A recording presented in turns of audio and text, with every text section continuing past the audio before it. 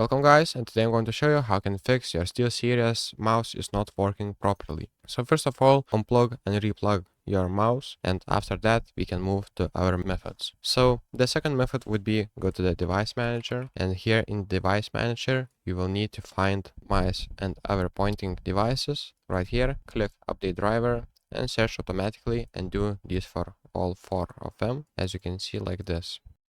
If that doesn't help, what you'll need to do is go overhead to your SteelSeries engine, and here make sure to update your firmware. So as you can see, I have keyboard and it says firmware update available. So click to install it like this, and it will start the update. And after that, if that doesn't work, what you want to do is go right here and type mouse and click on the mouse settings, and make sure there's cursor speed at 10, and just copy my settings. If that doesn't work, there's fourth method, just click on additional mouse options and make sure the speed is in the middle right here, and click lock is turned off. And that's pretty much it. Thank you guys, and see you in the next one.